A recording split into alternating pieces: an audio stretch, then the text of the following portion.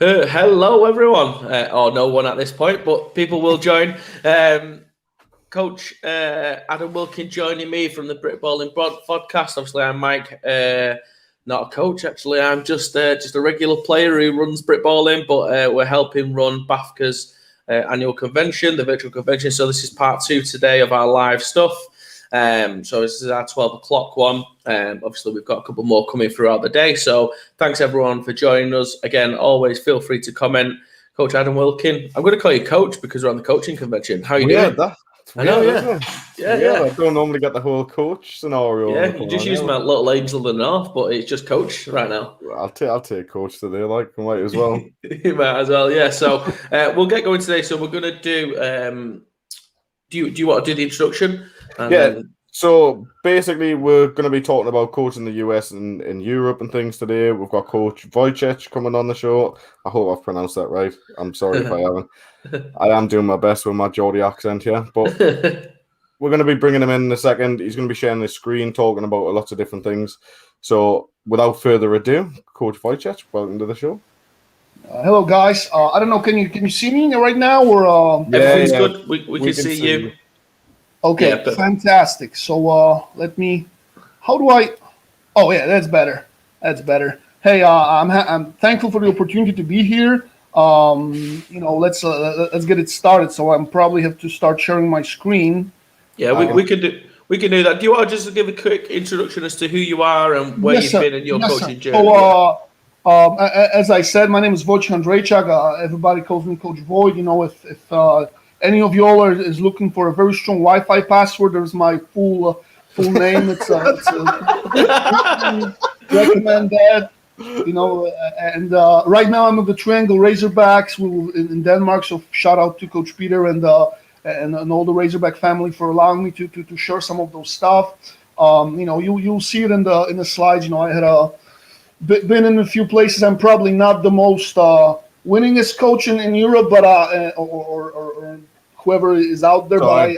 But I'm not coach. Don't worry. Had the pleasure to be a player and see football in Poland, just growing it up like in early stages, and also, as I said, I had football in Britain was very helpful in that respect to me. I'm gonna give a shout out to some.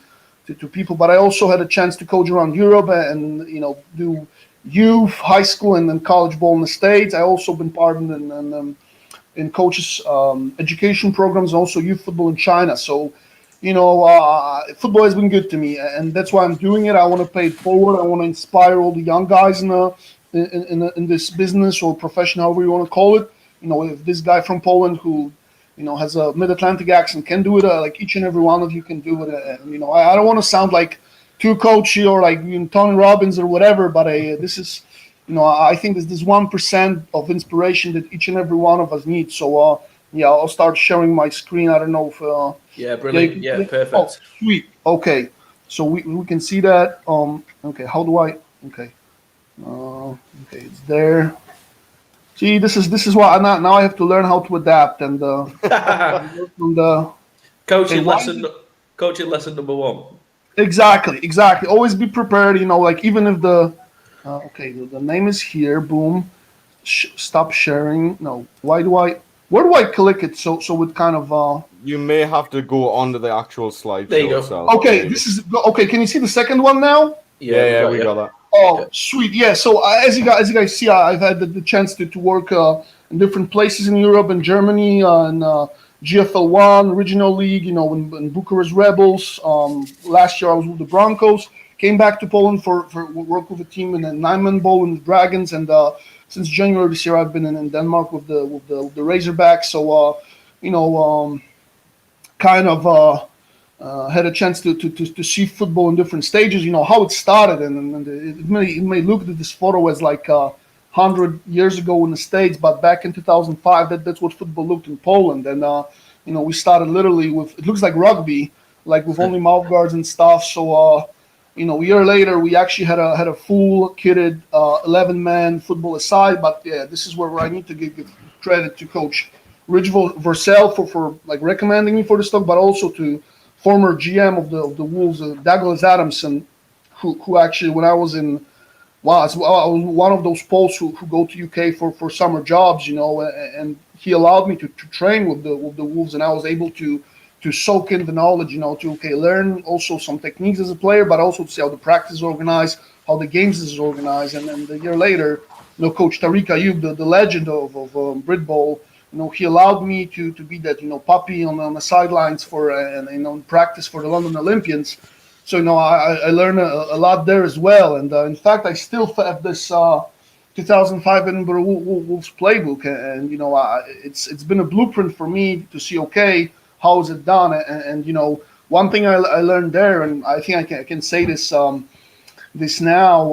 I was helping Doug on the sidelines, managing equipment, and I kind of asked him if he had any old shoulder pads to sell, and he scrambled a little bit around the equipment room and found super old set of pads that he actually donated to me, and it was my first set of pads. But the lesson there was that, hey, if you give your effort and you give your best, and you're genuine, you're passionate for the game, people will be able to help you, right? So long story short, back in 2012, I've decided it was my time to stop playing, and I said, okay, what's the next best to playing? And it's coaching, right? So I was coaching an 8-man football team again starting from the ground up to the Hunters, and the same time I knew that there was a charity game, exhibition game, Europe versus Team USA organized, and I just said, hey, you guys need some any coaches help or whatever, I come and help you out, and again, Coach Philip has allowed me to be part of that experience, and again, what we have here, what makes you stand out from the crowd, and again, this is mostly for all the young bucks, but not only, right?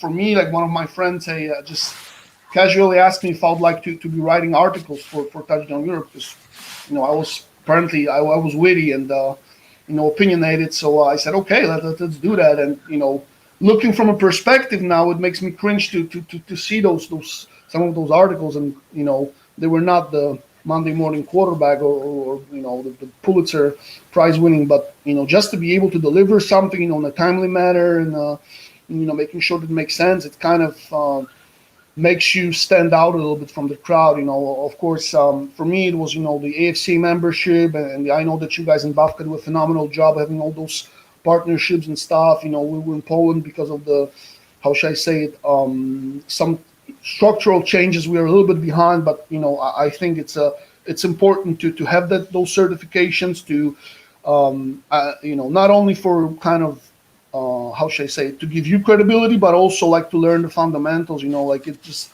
the image from Copenhagen, right, with the sudden cardiac arrest just popped in my head. So this is really important, and we should also provide a safe environment for our players, right? Again, I suppose sorry to interrupt there, Coach. The key thing that stands out to me there is you taking every single opportunity possible. You've not missed out on any opportunities. You've really delved into that and everything, and you've actively gone out of your way for any young coach watching. The message really from yourself is to go out, take a shot, and people are willing to receive that shot as long as you're willing to put in the time. Is that what kind of you're saying? Thank you, sir. You summed it up greatly. I wish I had this. You nailed it. You hit the nail on the head. It's, again, this may not be the groundbreaking presentation or the best presentation in the history of the Bafka convention, but again, you'll never know who's watching. You never know who's listening. You never know who's reading. Those articles, and here, Coach Kreiner and Coach Stiles, they messaged me one day on LinkedIn and said, hey, I read one of your articles. We're doing a clinic in Prague. Would you like to join us and help us out? I'm like, yeah, sure. Come and kind of didn't know who Coach Kreiner was and what's his history with the involvement of the game was, and of course Coach Stiles, who won multiple rings with the 49ers and the Rams, and kind of again, as you say, it's how should I say, it's kind of goes like a dynamo, right? Once or a snowball, right? You start doing one thing, it leads to another. Hopefully you take your shot, you make the most out of it. Later that year, I just found that there was a call for articles for AFC Summer Manual, and they said, okay, we want articles on special teams. I was thinking, holy shit, what do you want me to write about? Hey, let's look how it's going in Europe, and if you paid attention to, you always see, one of those phenomenal athletes who takes the punt or kickoff to the house. So I said, okay, let's try to write about that, or how can we do that? And somehow, some people liked it again. So again, that led me to working at summer camp as camp counselor, as many Brits do. But for me, it was another doorway to US, and having some dollars in my pocket, having a visa, and being able to connect with coaching friends. And later next year I did the same thing, but I was also involved with the Clifton High School and did some projects for USA Football. Somehow I ended up coaching. Somehow, I learned that there was a U.S. national team camp in Baltimore and in the Towson campus. So I just shoot them a message. Hey, I'm Coach Wojciech from Poland. I'll just like to be a shadow coach, and say, hey, tell me which positions you coach, and if you want to, you can. There's a coaching spot. So, hey, you have to be willing to take the shots. Sometimes in the short run, you have to invest some of your money and some resources, but it's gonna pay in the long run. I also visited one of our former coaches from Poland, Coach Poole. So he gave me like a lot of his books and stuff, and just showed that passion, that thirst for knowledge for me. 15, 17, same. Just before you go on there, Coach, just the question I have is, sometimes you'll reach out to these people. I'm assuming sometimes you'll get a no, right, and they won't be able to get that. So is that just a part of the process for you? Because obviously that's a setback for some people, but for you it was just a case, okay, I'll try the next one. There's no coincidence why these opportunities have come for you here. You've actively sought them out. But do you have to deal with that level of minor rejection as well? I mean, like we have to deal with rejection in a lot of areas of our life, whether it's applying for a job, and as you say, it was kind of I don't want to throw anybody in the bus or be bitter about it, but I can say, I applied for Polish national team coaching staff like 3 times, and I've been say I'm not good enough like 3 times on 3 different staffs, but all of a sudden I was good enough to coach U.S. national team at the regional camp, right? So, sometimes it's part of the process. It's, you watch that Michael Jordan commercial, and again, I don't want to sound like Tony Robbins or whatever, but, we've been in coaching or in football long enough that, hey, you're going to miss some shots, it's not going to happen to you, on the first take. So I agree with you. You have to stay, I wouldn't say positive, because this word doesn't have a good meaning these days, but you have to be enthusiastic and just carry on. And okay, like this time it didn't work out, but maybe there is something around the corner, or maybe if this coach doesn't respond to me, you're gonna, some other coach is gonna respond, and whatever. What I find helpful is definitely listening to all those podcasts, listening to you do, and just learning from other people. Like like there are some guys from in the US who write 100-something letters to each and every head coach in the Division I looking for a QC job, and I'm like, I just sent 2 emails, or somebody's not responding to my email, and I'm just discouraged, right? Because as you say, it's you can't give up. If you want it, you gotta be persistent about it, and I think that's the And I was going to say, those opportunities only come to you if you go out and seek them. So they're not just, if you're just sat at home now watching this thinking, you can see in here you've helped with the Patriots, Ravens, Eagles, Harvard, Delaware, Navy, Penn State, Alabama. I would love to do all that, but it's not going to happen to me unless I go out and seek that opportunity. So don't think being sat there at home watching this, that's just going to come to you. It's a case of go out and seek those opportunities and see what happens. I'll say this, and of course, this is like the fall tour. Once you finish this contract in the summer camp, you have this grace period. You can travel, but again, you can go to Vegas, or you can sit in a Florida beach, or if you have a goal or aspirations to even to see that facility, or to and again to watch this again. I want to see the open practice between the 49ers and the Ravens when the Harbaugh were there, but then it was canceled, and I ended up just seeing the stadium, right? But again, it's I was fortunate enough to see Chip Kelly's practice, and I learned there so much. And I didn't know that I didn't know, but as you say, now with COVID and kind of us sitting at home, it kind of flattened the world. It means okay, you don't have to go to Oklahoma to learn the system of Lincoln Riley. It's like something that Coach Lee Rowland told me. He's like, back in the days I have to call them and fly there. Now you can really have a Zoom call, or even if you watch some of those other clinics or BAFCA conventions, because you have a lot of great resources and books, and that kind of can help you lay that bridge, right? Develop that relationship. But again, it's as we'll see down the road, it's the personal connection, and hopefully it will be done soon. I know that you guys in Britain have some tough times.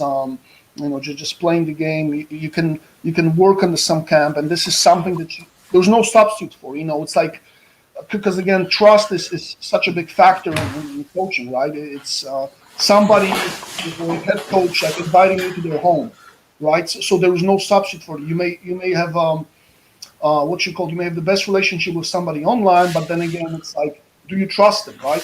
Because that's the fundamental thing. And can I go? Yeah, of course. Yeah, thank you very much for that. Yeah. Again, so I'm just gonna go over quickly here. Again, you can never do too many camps. That's true. Whenever just to network, just to be able to influence other people, meet, because you never know, especially if you're in a position that football is your job, or you want to make it your job. It's you can never know too many guys, and it gives you a chance to kind of branch out. I was fortunate enough that Coach Kreiner loved my work ethic and how I work. Said, okay, next year we're going to China. I want you to be part of this. And I say, okay, cool. Sometimes, whenever Americans tell you something like so far-fetched that it's kind of, it goes beyond your wildest imagination, and I say, okay, but it's somehow it materialized, and I was able to work some camps there, get involved in youth football there. It was funny because through China, I was able to go to AFCA convention and have a speech of football in Europe and how I was going there. Cultivate those relationships, right? So give shout out to your mentors and those people who helped you on their socials, right?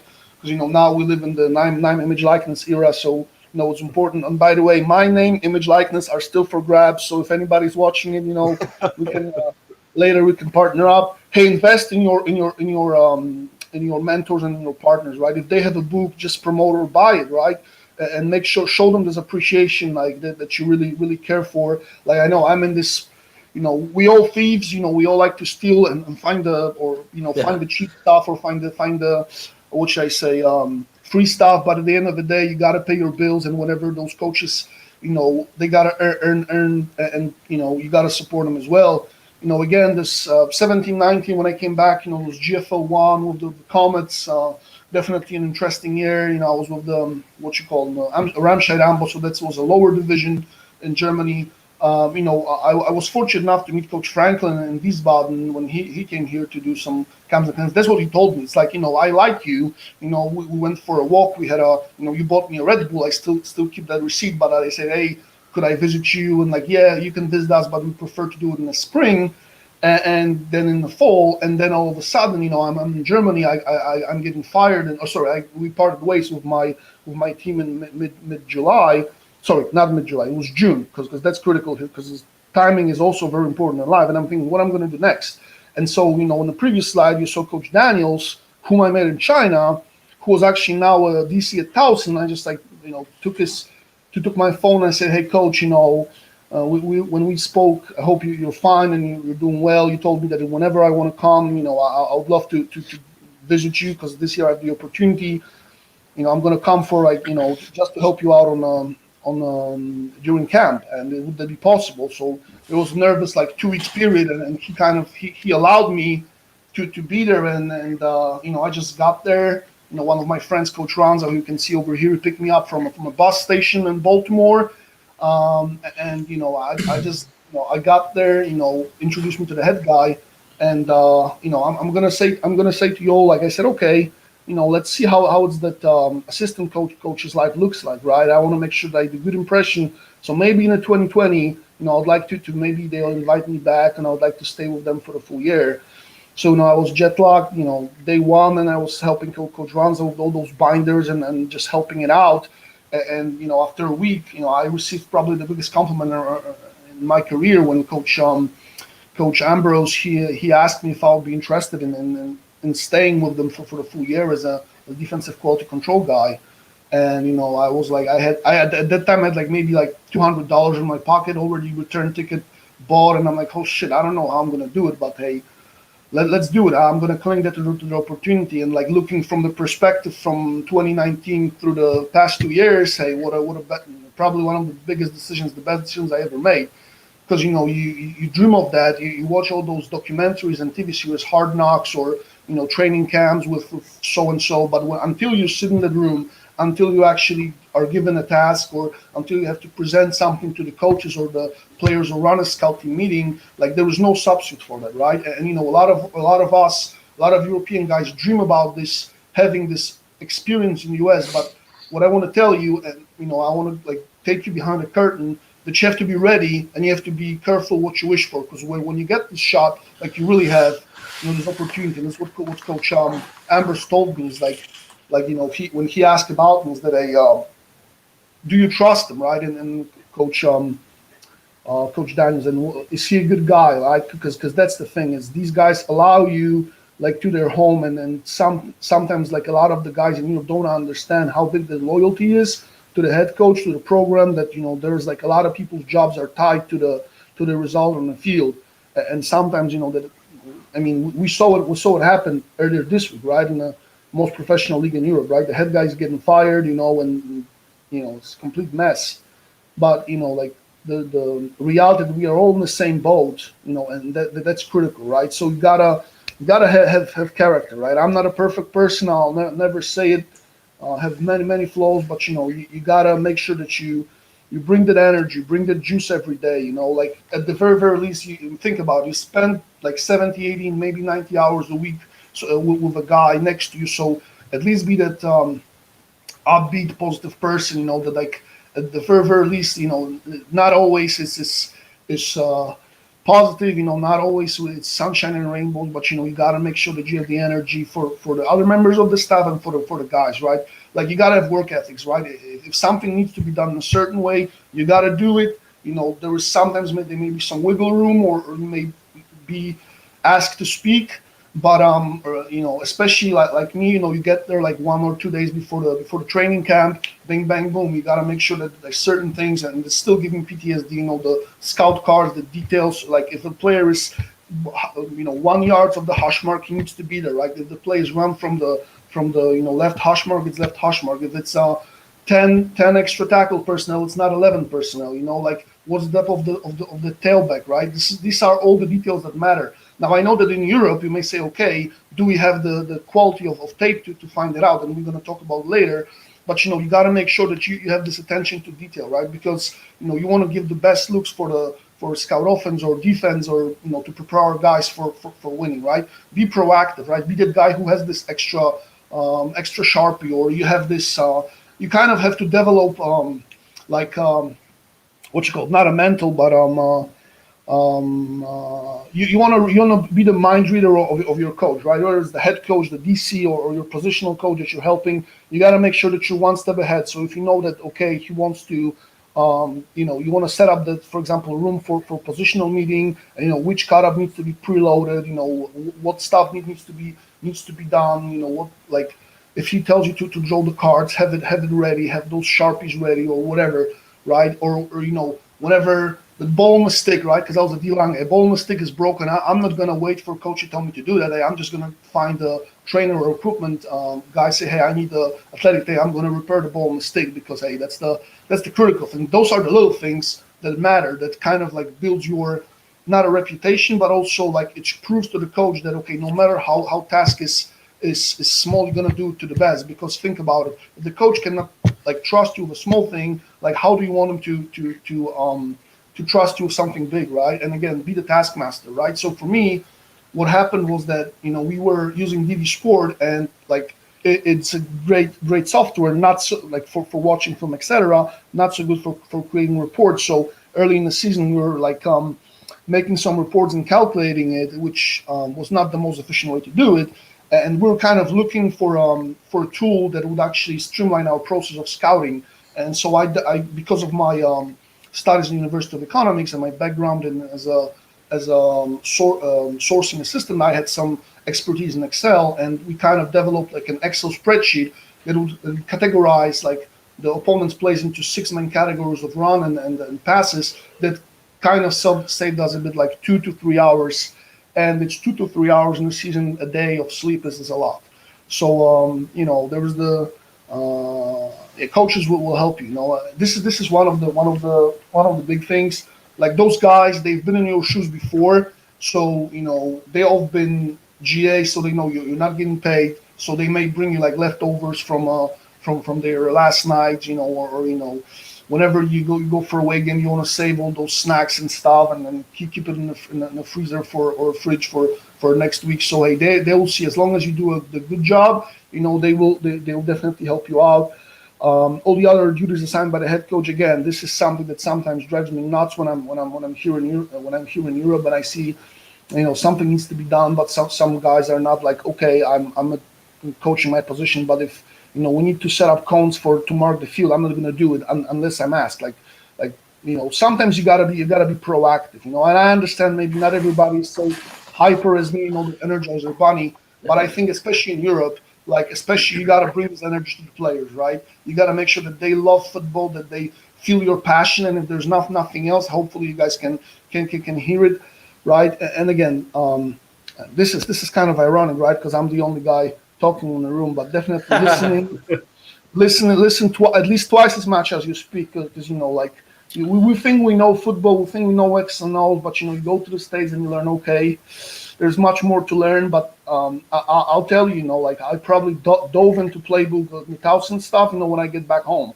because there's so much of this administrative, just assistant type of guys, whether it's making copies or hole punching stuff, or just being the guy that's kind of helping coaches process, make it easier, right? And again, if those guys will help you, and they will answer your questions if you ask them in the right time and place. You're gonna make mistakes, right? So from your perspective, just to give you a bit of a break. So from your perspective, there, your theory on this is really just putting in the grind off what people can't see. Like you said, you're a GA there; it's unpaid, but again, for me, what's coming across with yourself is you're just building a constant pool of resources and a constant pool of contacts and reputations, and them building their trust in you on the off chance that down the line that GA opportunity might become a more formal position. Okay, so let me clarify that. I was a quality control, a volunteer quality control, for the purposes of if anybody's recording that, because in FCS level you don't have the GA positions. But I completely sorry for first and foremost for interrupting you. But okay.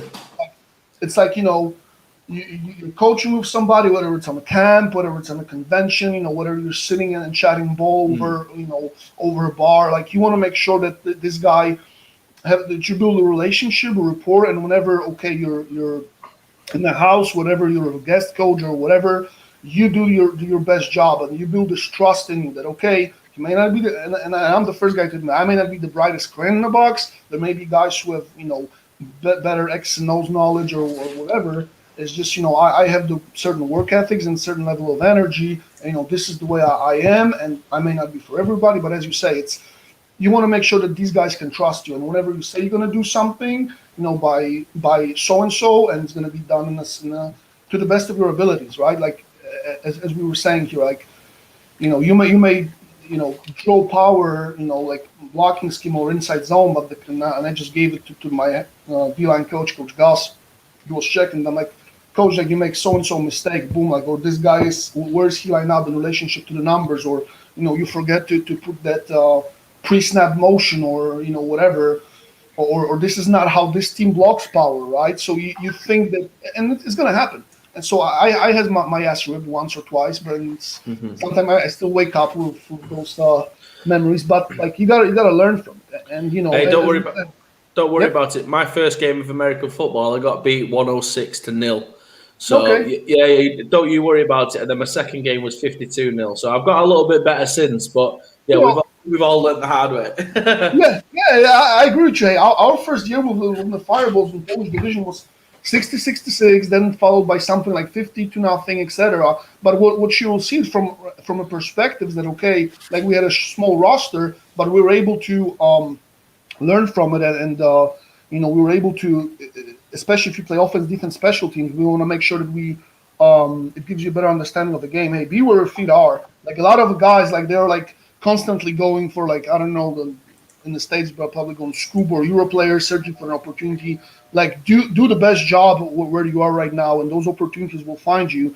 And in the States, whenever the head guy takes a new job, he takes a lot of assistants with him. In Europe, hey, if you do a good job, whatever you are, and you're gonna get opportunities, right? Like I'm here today. Like I'm not the winningest coach in the history of Denmark, right? On Poland for that matter.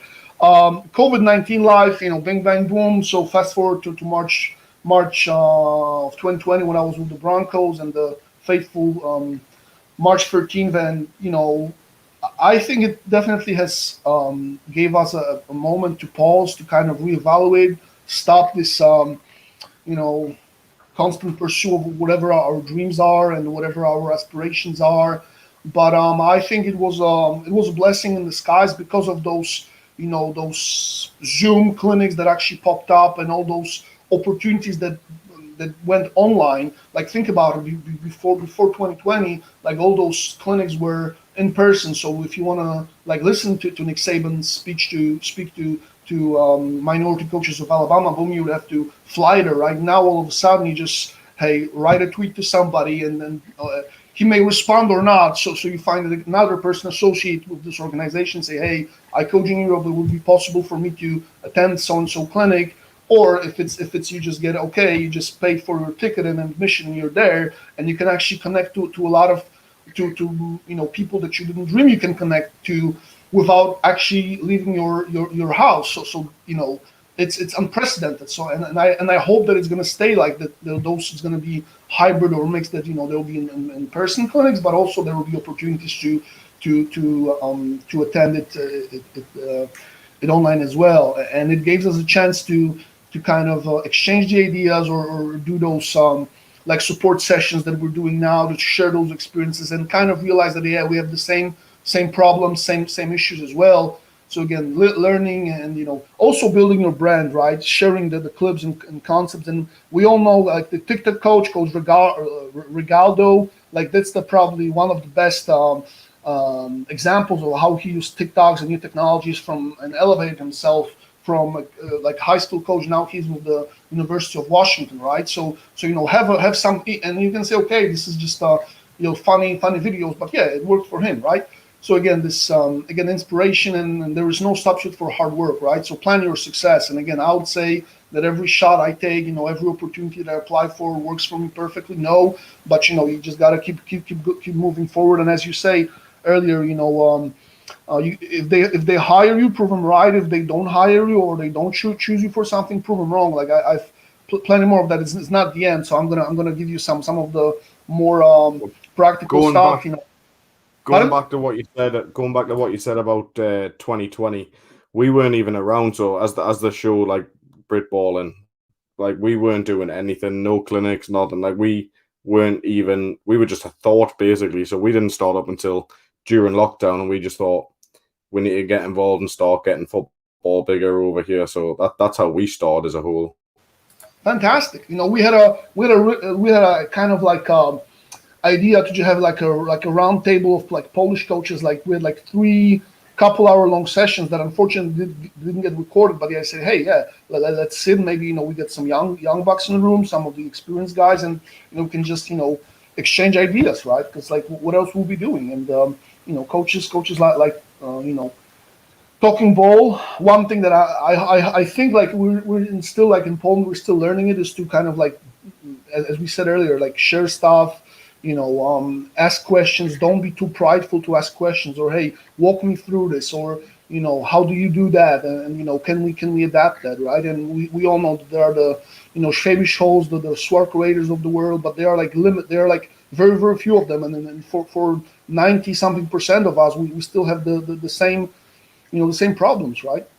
And again, like before I jump into the next one, I know that you guys are probably more fans of the UK version of The Office, but the Dwight Schrute like rule, right? Don't be an idiot, right? I love Dwight. Don't be an idiot. That's the one rule. If there's one thing anyone takes from here, like don't be an idiot, change my life, And again, it only takes one yes. Like whether it's a local club, whether it's a like national team, etc. Make sure that you you're able to make the most out of your opportunity. And again, don't get blind by the logo, right? Because nobody, likes to be the second choice. Of course, we know the stories of coaches who are with like big time programs or the NFL teams, yeah. But it looks good on the photo. On the photo, I'm probably guilty of that myself. Having a lot of photos with some high profile people, but again, in some smaller teams or smaller programs, schools, they're gonna get more opportunities to get involved in stuff, and you're definitely gonna get faster the chance to prove yourself, right? Build your network, whether it's virtual or in real life. Lift while you climb. It's pay it forward. That's what I said. That's my motivation to be here with you, because Doug Aronson and Coach Ayub gave me a shot like several years ago and just allowed me to learn there. There's some socials here, and ultimately, like, you gotta be you. Like, again, you can fake it till you make it for so long, but at the same time, if you're not a cultural fit somewhere, you're just not gonna be good fit, and it's not gonna work for you. And it's fine to, the older I get, the more I realize it's fine to not fit in some places, right? But if you'll find that the good fit just be there, right? And again, I don't know how much time we have, but I'm going to be trying to leave you something, help.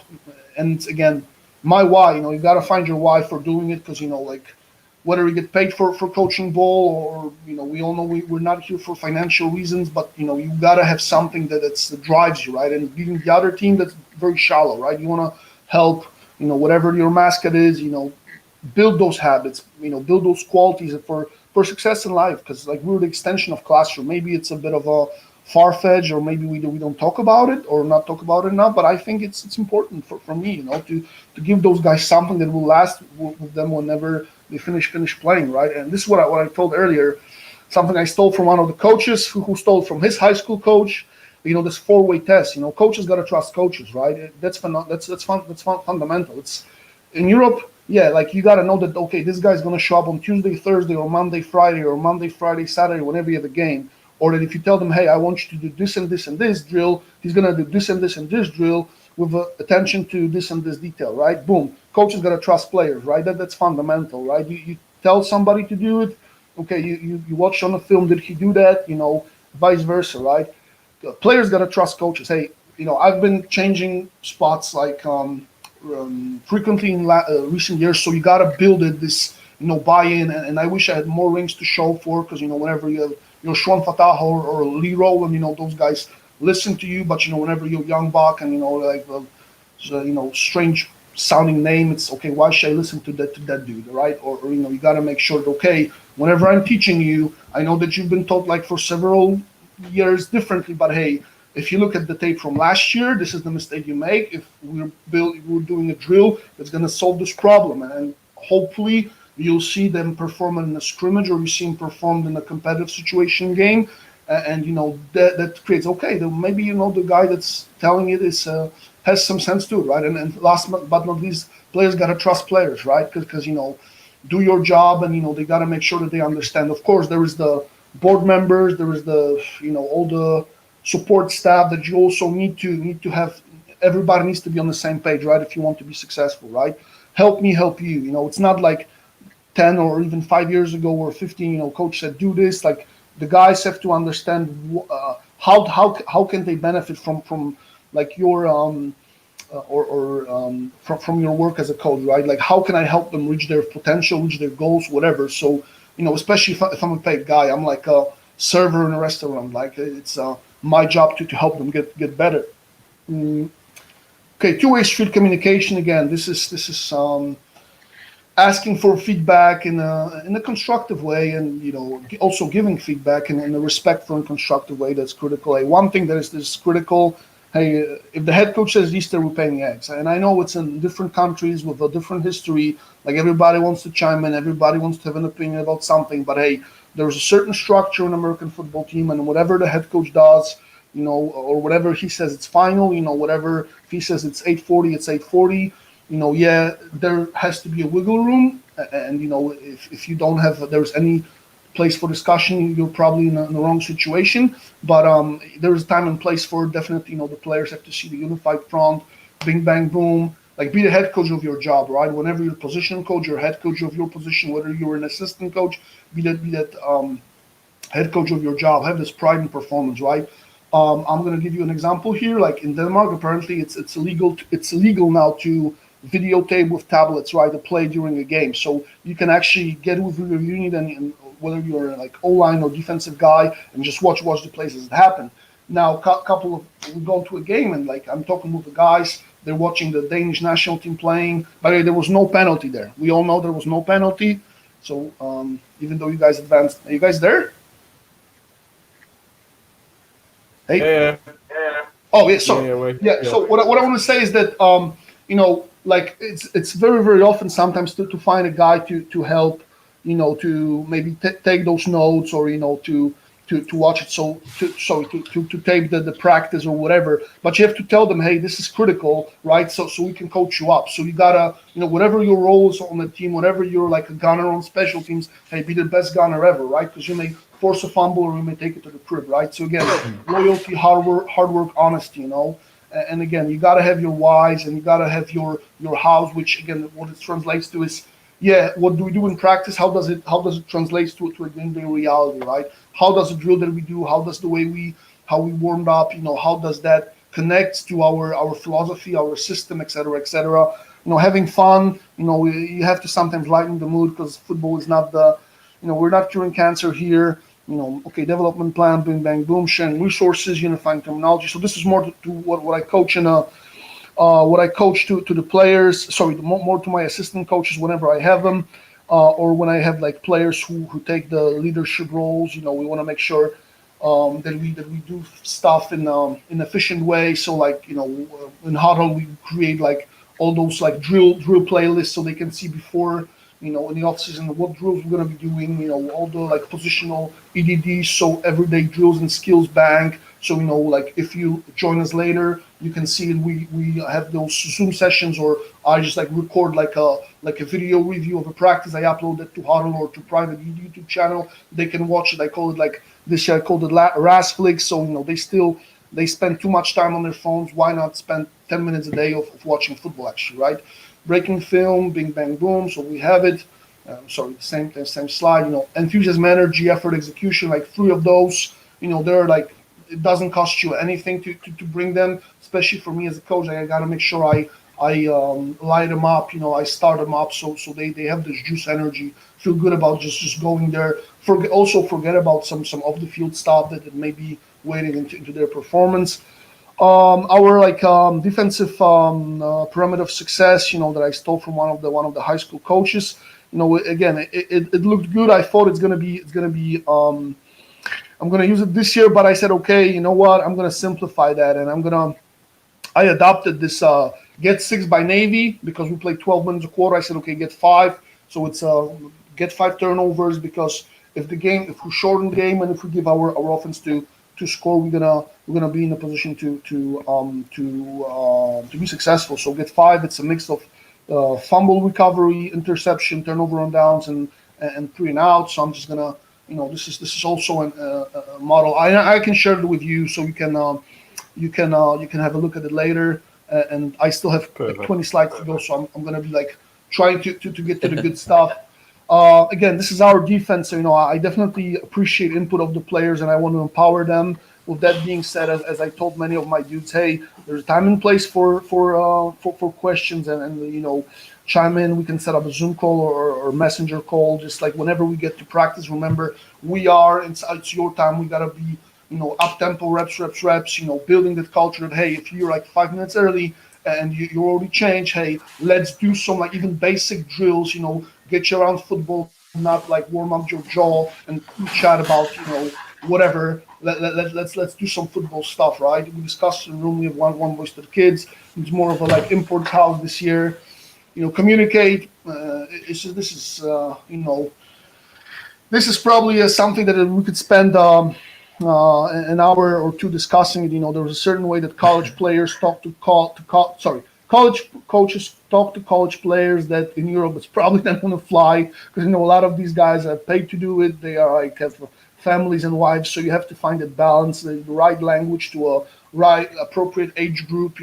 All the metaphors and all the language you use, and also, all the ways to you reprimand some guys or you give them praise, because some guys, respond differently to it, and also be genuine with them and show them that you care about them as also as first and foremost as people and players in the second, in the second way as well, like build relationships with players and staff. And this may be a little controversial, but in Denmark, like especially with Razorbacks culture, it has been our social club, which basically is that, hey, we have a little bit of beers, like 1 or 2 beers, like like the players and coaches are joined and welcome. So we can have a soda if you don't like it, but again, it's part of the culture, and I'm not going to fight it. It's also in Bavaria, whenever we were going on a away game with the Comets, we may not have the ball bag in the bus, but we had like four crates of beer for after party there. So it's I think you gotta be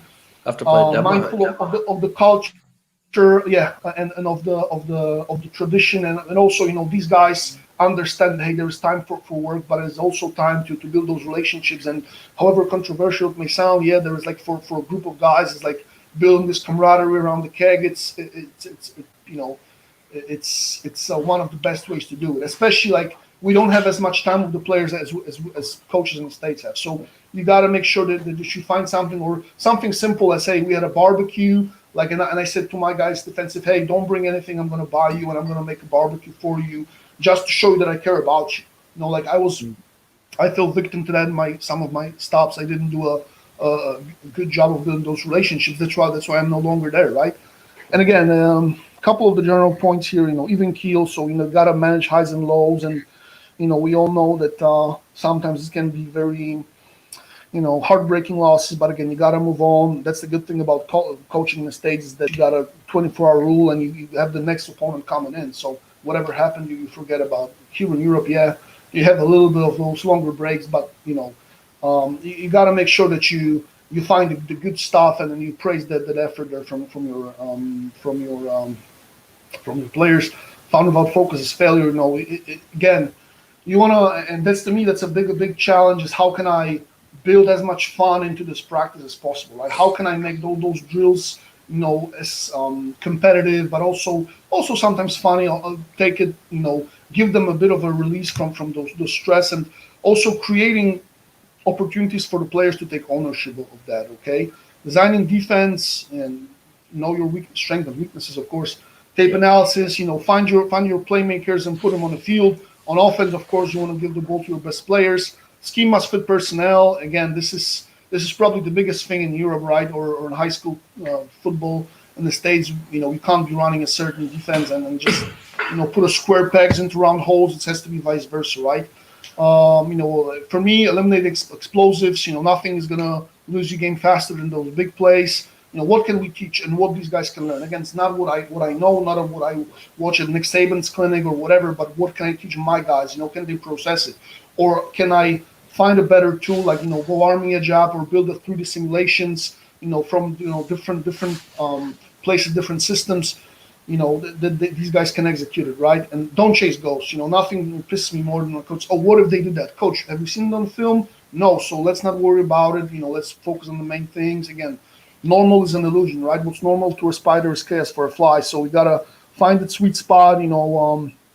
Again, this is something that when I was with the Broncos, there was a lot of spread stuff. A lot of open formation. So our base was the Iowa State's style defense. 3 high look. True fact that Broncos have an advantage in recruiting. So it's whatever system you're running there, if you have good players, like you're gonna look good, right? So developing local talent. I know that in Brit Bowl guys can't have those imports, but again, this is critical, right? This is the core of your players. They pay the monthly dues. So as a coach, I want to make sure that these guys are, they get something out of it, right? Fundamentals, small-sided games. Nothing prepares you for football better than football. So just like in soccer, whatever, they use those smaller goals, bing bang boom. Competitive prescriptive practice, this is something big for me. I hate some of those. We've always done this way, just stretch lines. And if I was in position, I would eliminate it completely. because and do more of like air raid stuff that I'm gonna talk to you in a second if I have time. Improve their football intelligence and let them fail. Failing is learning. Sometimes just shut the hell up and just kind of make sure we have it on tape and kind of correct them later. Technique over scheme. Like I want to make sure that our guys know how to tackle, know how to block. They are not robots, so they have to operate on the autonomy level. Okay, again, more do I shoot, but it was kind of a repetitive there. Boom. So the standards, keep your piss hot. So make sure you have a great energy and just you're flying to the ball. Again, stuff that I stole from Fergus Connolly, 59 lessons. You don't want to train like Tarzan and play like Jane, which means you start at the end. So you start in the game and then you work backwards. What matters on game day? Because we don't have a lot of time. So we got to make sure that we're deliberate, right? So if we say, okay, get 5, so we focus on turnovers. Okay, now because it matters on game day, right? We got to make sure that we highlight that from the start. A Kevin Garnett drill. So whenever you find a drill from the Patriots or Alabama that actually fits what you're doing, and show it to the players, and you'll be amazed how if that big logo team is doing it, then we gotta do it either, right? Practice plan, as we talk about adaptation, right? So you put this 7-on-7 or full team period, right? All of a sudden there was no O-line or D-line. And they didn't say in advance. So okay, we got to scrap that and do a little bit of cut herding, right? Again, so we've talked about it, designing defense, bing bang. Okay, so a couple of the stuff that I stole from Taos, were like QC stuff. So we always had this like game summary, where like making sure that we tell the story of a game. Like I know that Coach Rick is big on that in analytics. Now point allowed plays, total yards, total explosives, and percentage-wise, rushing, total rushing yards, explosive runs, etc., passing attempts, explosives on the pass, penalties and penalties yard lost. So next thing we do for every game is drives, because that's important for us. How many times they have the ball. This is where to get 5 is so important, right? How many yards they have, right? How many yards per drive they were getting on us, and then in a good season. You want to see those numbers go down, and of course we know it depends on the schedule. But hey, we want to make sure that we are able to give the chances to our offense with an extra chances to score, right? So again, we have a points per drive, touchdowns, field goals, 3 and outs, punts, turnovers, boom. Next stuff, okay, ball disruption, right? So again, turnovers, however you wanna classify it, forced fumble recovery, and again, not every fumble force is going to be recovered, but this is the critical thing to make sure we end up with the ball, right? Interceptions, right? PBUs, TFLs, tackles, yards lost, sacks yards lost, QB pressures, right? Make sure that we have this data again, or data. We want to make sure we have the video to work off it in the game, or you have a camp. You can do it for camps as well. Situation summary. So how many first downs we allowed. Third down efficiency, so gains less than 3 yards. Third down stops, first attempt. So they're gonna get the percentages, right? 1 to 3 attempts and stops. Efficiencies through fourth and 6, 7 and 10, and there's like any there's extra large. You want to make sure you break it down as well. And again, you may simplify it a little bit. Yes, sir. No, you're good. Sorry. Yeah. Okay. Yeah. So no problem. Yeah. So red zones and short yardage stuff. Tackling efficiency. So all the tackles we made plus the tackles we missed, divided by the tackles made by the tackles attempted. We want to make sure we have this efficiency, how well we tackle, because again, it's one of the measurements for the defense. All the missed tackles and yards after contact. Again, I know you talked a little bit about the scoring thing, but performance review. But again, it's I think for me in this, and of course, you want to make sure it takes some time to grade it and to calculate their production. But hey, I think it's critical for me as a coach to give players a feedback. Hey, how well you played? Whatever, we have a consistency grade, and again, sometimes there's a paradox here. We have a over 80%, so quote unquote winning grade, but we've lost. So it's important to show them, okay, it's so and so negative plays, but the production really that matters, right? And these guys, you want guys on the field that will give you a lot of positive productions. They may not sometimes do it, perfectly technique that you have, but they do good stuff for the team, and we want to have the as low negative negative production, which all the mistakes, limit all those and have a huge net production there, right? So this is stuff that we do for each and our positions after every game. And in Denmark we're lucky that Federation provides us with a tight copy and the white film. So it's a long night with or morning with coffee and just grading it out. I do the print the grading sheet, and if you guys want, I can share it with you as well. Self scouts, boom, boom, boom. We didn't really do.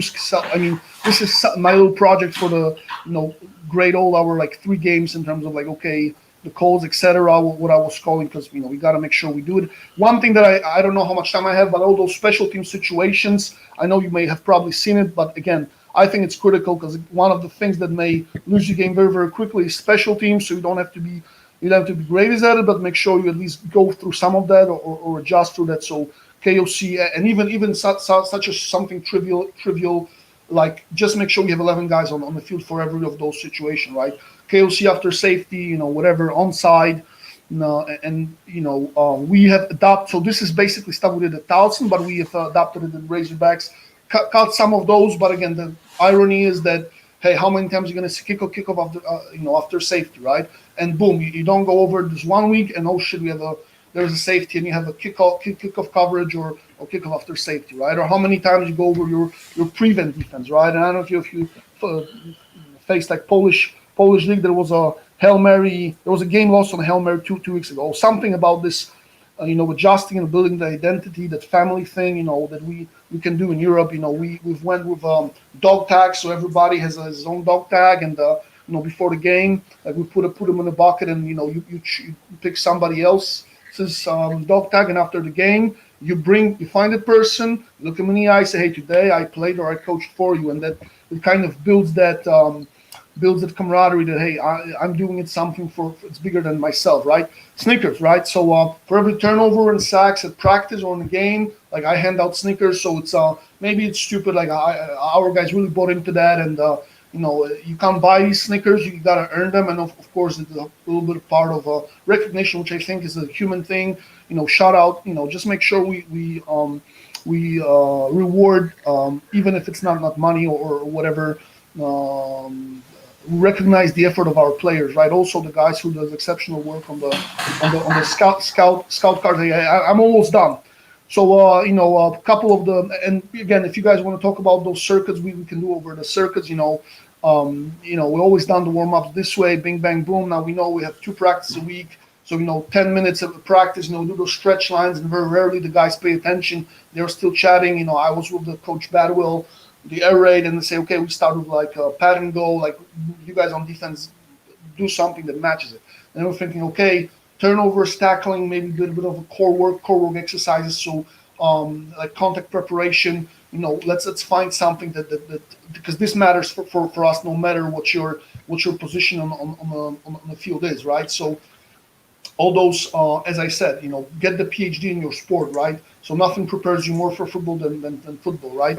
If you need stretch, hey, do it in pre-practice or show up 5 minutes early, right? Again, this is critical. Respect your role on the staff. So whenever I have the opportunity, I pitch it to my head coach. If more times than not, he stays with the traditional structure of practice, I use few minutes in pre-practice to get my guys through the fumble recovery or the simple just punch the ball out drill, tip ball or whatever. Again, improving critical skills. As we said, if we're preaching turnovers in the game, it has to start early. It has to start in pre-practice, right? And I found that my guys are more locked in when we work actually on football stuff. And there is this switch that goes on, and we're freaking business, right? And I think that's important. And also when you mix them, because we mix them in the group, they trust into each other. And also camaraderie, right? So those rules, they progress over the season, and we want to make sure that we adjust to certain things that happens. We set up the stations in pre-practice, and again, it's county first, so we rotate clockwise. 2 rounds, 3 drills, 1 or 2 stations. By that I mean we may have a drill, but we may set it up 2 stations of the same drill when we have a bigger groups. One things that I was able to do was to stall minutes from my head guy to how should I say it, full team tackling circuit. Maybe you can add music, etc. And this is the last slide I had for you today. If there is anything that you guys want to talk about, we can chat. I'm gonna find you my socials here. I don't know how much time we have or how much we are over the time already. No, we're good. To be fair, it's perfect amount of time. It's not a drastic rush, but I just wanted to just say from my perspective, one of the things you can see comes out there is how much time, and I thank you for putting in the time and effort that you have in order to produce what you have. But it just shows a testament to, I said it before, but the opportunities you are willing to take and go and chase. Do you know what I mean? And that's coming through. You can see everything you've done there is influenced by somebody else. And, we talked about it being thieving, but, in jest, it's all, that's life at the moment, isn't it? Nothing's too original anymore, especially in football, or there might be some little quirks that are, but for yourself there, you can see it's more about finding that and then applying that to what you have on that moment. Yeah. As you say, I'm not the smartest guy in the room. I'm not the brightest crayon in the box, but again, you just find a mentor, find somebody who's willing to share with you, make sure you appreciate those guys. Also, one thing that I haven't said is that pay attention to your peers. Everybody wants to meet out with Coach, what's his name? Sabins and the Dabbles of the world. I saw you, Coach, so hit me up. I can send you some videos of those warm-ups. But it's going to be actually your peers, your guys of your age who, when they get a break, they're going to hopefully they're going to take you with them, right? So we got to make sure that we, send them a tweet or call them from time to time and just show them that you care about them. And then, you want to make sure that also are willing to share that, I always make sure that if everybody sends me, an email, I'll get back to you, maybe on a day or two late, or if you send me a tweet, boom, I'll reply to you. Because again, it's important to understand that none of us, as you said, none of us invented this stuff. This has been, invented several years ago. It may not be the most popular thing, but it's definitely something that may benefit you. And again, if don't be afraid, to take your shot. And again, I don't want to sound like a cliche or whatever, but as you say, it's you got to be willing to ask somebody. You got to be able to ask for an opportunity, and then make the most out of it. Go all out, and you got to be you.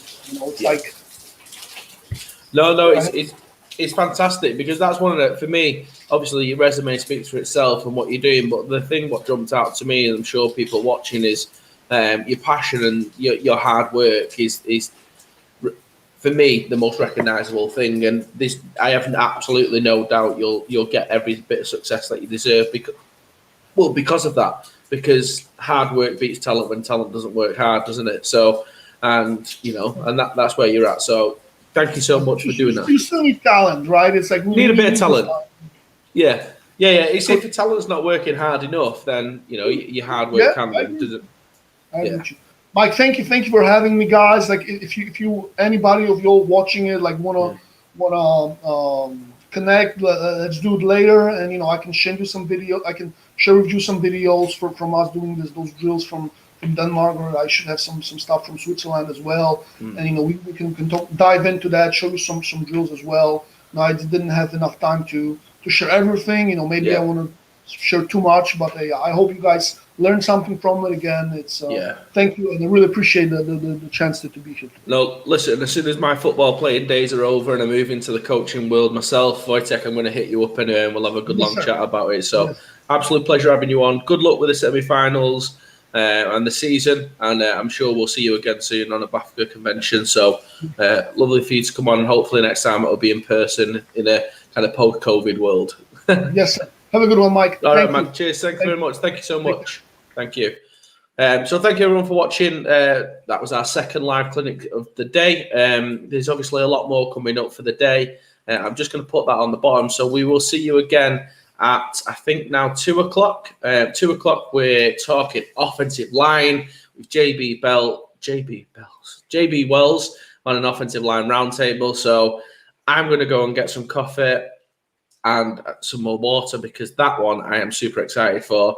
Because who doesn't love offensive linemen? Look at us. We're just the best. We're the best looking. I'm on a bath comb. Sorry, I'll be a bit more professional than this. No, I'm joking. So see you at 2 o'clock for that. And then we've obviously got QB reads at 4 o'clock. Adam's now joined us for the end of it after taking in some vitamin N. And then 6 o'clock, we're with Mike Finucci for wide receiver development. So we're offense heavy for the next couple of sessions. So offensive line, QB, wide receivers. We all know offense is better than defense. So we'll join you over the next couple of hours, taking you right up till 7 o'clock. And just remember, if you're thinking about anything else today, always remember it's coming home tomorrow. So see you then. See you at 2 o'clock. Adam, you came back at the right time. See you later. Bye. Sorry. Bye. See you later. Bye-bye.